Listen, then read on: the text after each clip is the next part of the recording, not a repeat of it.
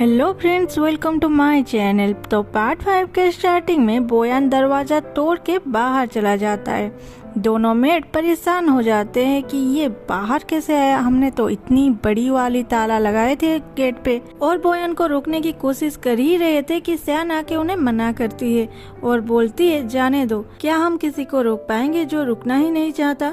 उसे बोल देना कल वो यहाँ से जा सकता है। मेड बोलते हैं लेकिन कल तो वांग यहाँ आएगा, तब हम क्या करेंगे। सैन बोलती है मैं कुछ तरकीब निकालती हूँ, पर उसे जाने दो। ये सारी बातें बाहर बोयान सुन रहा था। उसे भी सैन के लिए बुरा फील होता है। सुबह सुबह वांग उसके क्लब मेंबर्स को साथ लिए पहुंच जाता है सैन के घर में और बाहर खड़े होके चिल्लाती है 3 दिन हो गए, अगर वादे के मुताबिक चूहे यहाँ नहीं आया तो इस एजेंसी को बंद करो और यहाँ से दूर चले जाओ। वहाँ खड़े सारे लोग भी चिल्लाते हैं बंद करो बंद करो। शोर सुन के सैन बाहर आती है और बोयान को रेडी देख के अपने मेड को बोलती है तो इसे पीछे के रास्ते से बाहर छोड़ के आ, जिससे मेरे पापा और कोई भी लोग इसे देख ना पाए। मेड समझाती है वांग आ चुका है, अगर ये चला जाएगा हमें कौन हेल्प करेगा। लेकिन सैन बोलती है अगर ये यहाँ रहेगा तब भी मुझे हेल्प नहीं करेगा, इससे अच्छा तू इसे छोड़ के आ। इधर बोयान भी चाहता था हेल्प करने को, पर उसका ईगो उसे झुकने नहीं दे रहा था। बोयान झुकेगा नहीं साला। मेड बोयान को लेके चली जाती है। उधर वांग और उसके अदर क्लब मेंबर्स एक साथ जबरदस्ती सैन के घर के अंदर घुस जाते हैं और सैन के पास जाके उसे यांग सिटी छोड़ के जाने के लिए मजबूर करते हैं। तभी सैन के पापा आके बोलते हैं मेरी बेटी से दूर रहो। तो वो लोग मास्टर और लैनली को ही मारने लगते हैं और मास्टर को बोलते हैं बड़ी शौक है बेटी को बचाना, तो तू मार खा इसके लिए। वांग लैनली को भी बहुत टॉर्चर करता है। सैन जब उन दोनों को छुड़ाने की कोशिश करती है तब वांग और उसके लोग सैन को भी पकड़ लेते हैं और उसे वहां से जाने के लिए मजबूर करते हैं। तभी होती है एक अजूबा। सैन की गले की लॉकेट अचानक से चमकने लगता है और जिसके वजह से बोयान आके उन लोगों को अच्छे से मारने लगता है। लॉकेट और बोयान का रिश्ता हम बाद में जानेंगे। मार खाने के बाद वांग बोलता है तू कौन है और इस मैटर में क्यों घुस रहा है। सैन के पापा और मेड सारे एक साथ कहते हैं ये है चूहे। हाँ ठीक सुना, यही है चूहे, अभी अभी सिटी में पहुंचाए। ये सब सुन के वांग नहीं, ज्यादा टेंशन में तो सैन और बोयान आ जाते हैं। चूहे को देख के भी वांग चुप नहीं होता और बोलता है तूने आने में देर कर दिया, और अपने लोगों को बोलता है इन सभी को मार के यहाँ से भगा दो। मगर बोयान उन सारे क्लब मेंबर को अच्छे से डिटर्जेंट में धो के भगा देता है। उसके बाद सैन के पापा बोयान का शुक्रिया अदा करते हैं और उसे समझाते हैं जैसे कि वो चूहे की एक्टिंग करने के लिए राजी हो जाए। बोयान राजी भी होता है, वो भी 3 कंडीशन के साथ। पहला, उसके सारे कर्जे को सैन भूल जाएगी। सेकंड, सैन उसके साथ ढंग से बात करेगी। थर्ड, सैन उसके फैमिली मेंबर को ढूंढेगी। दोनों ने एक कॉन्ट्रैक्ट भी साइन की। शाम के टाइम यून यांग सिटी में पहुंच जाता है और सीधा सैन से मिलने उसके घर जाता है और सैन के घर के सामने लैनली को देख के उसे पूछता है सैन घर पे है। लैनली सोचता है ये कौन है, यहाँ का तो नहीं लग रहा, कहीं वांग फिर कोई चाल तो नहीं कर रहा। उसी टाइम बोयान कहीं बाहर जाता देख लैनली चिल्लाता है यंग मास्टर घर जल्दी आना। यंग मास्टर वर्ड सुनते ही यून वहाँ से चला जाता है। सुबह सुबह मैजिस्ट्रेट के ऑफिस में सारे वर्कर्स यून का इंतजार कर रहे थे। यून के आने पर सारे उसे वेलकम भी करते हैं, मगर यून का ध्यान उन पे बिल्कुल नहीं था।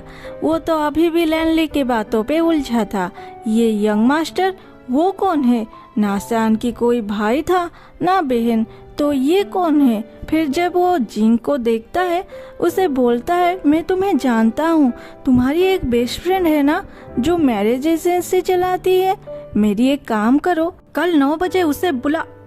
हाँ, उसे और अलग सारे शहर के मैच मेकर्स को मैजिस्ट्रेट ऑफिस में आने के लिए बोलो। मैंने सुना है कि उसके एक मंगेतर है, उसे भी बुलाना।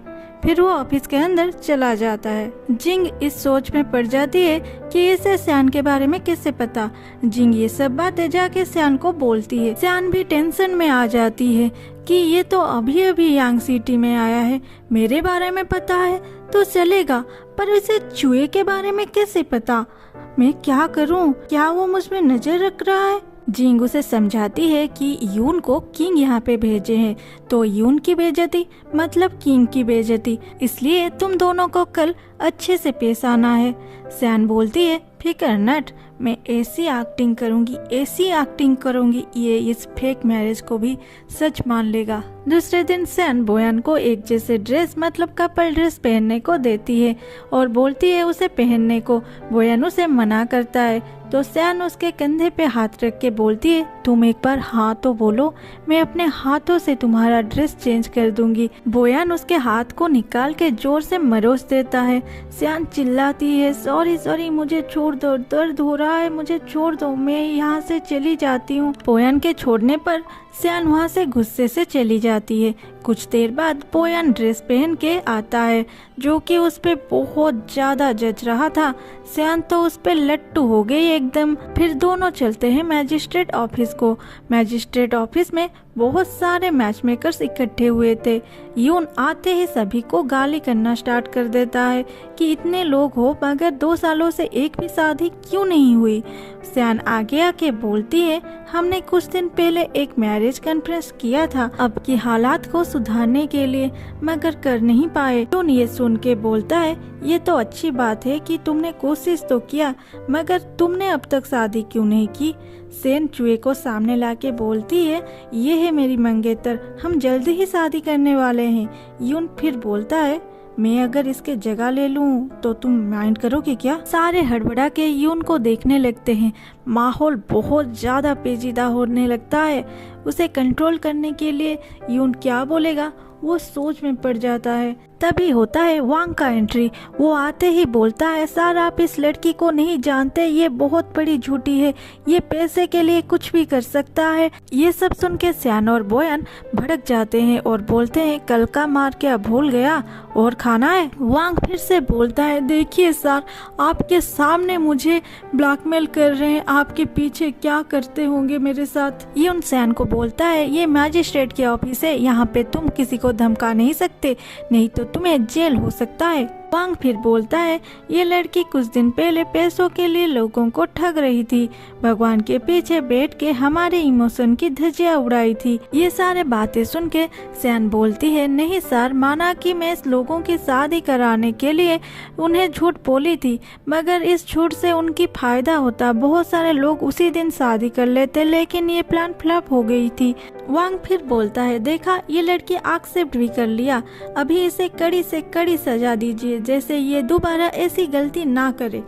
अब यून क्या करेगा? क्या लोगों के दबाव में आके सियान को सजा देगा या वांग के बात में आके सियान की एजेंसी ही बंद करवा देगा? देखते हैं अगले एपिसोड में। तब तक के लिए बाय बाय।